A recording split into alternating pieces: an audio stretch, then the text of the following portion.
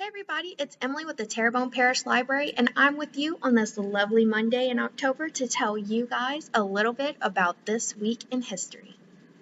So on October 19th, 1781, British forces under General Cornwallis signed terms of surrender to George Washington and Rochambeau, which ended the U.S. Revolutionary War. And so this image that you see is called The Surrender of Cornwallis and was painted by John Trumbull, and it depicts the surrender which ended the American Revolutionary War. Then, on October 20th, 1973, Queen Elizabeth II opened the Sydney Opera House.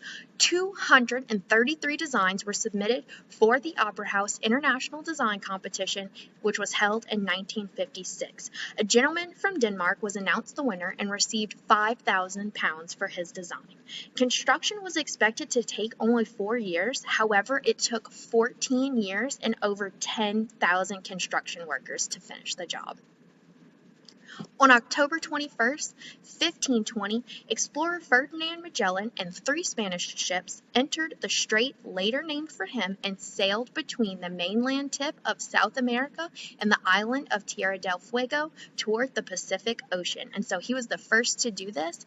And so I think it's common that people think he went all the way around the tip of Cape Horn here, which is not accurate. He went through this strait right here, which is now named the Strait of Magellan, which does connect the Atlantic Ocean to the Pacific Ocean, and it's very hard to see on a map such as this one, which I'm sure we're all familiar with, but it is very down here at the very bottom. But he did not go all the way around Cape Horn. He sailed through this strait.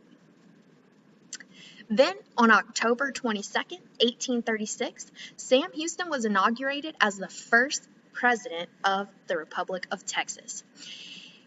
Texas became independent from 1836 until it agreed to join the United States in 1845.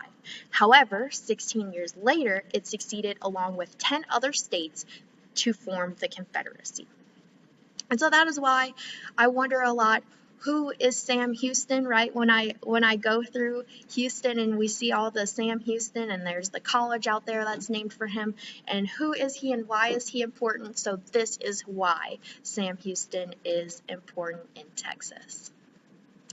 Then on October 23rd, 1933, John Dillinger and his gang robbed Central National Bank in Greencastle, Indiana, and took over $75,000.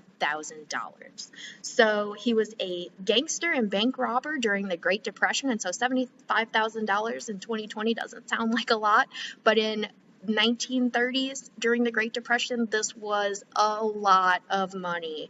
So his gang ended up robbing 24 banks and 4 police stations, and Dillinger himself actually escaped from jail twice. He was eventually killed by federal officers in 1934, sadly at the age of 31. That's all I have for you today. Thanks so much for joining me. As always, I hope you learned something, and have an awesome afternoon.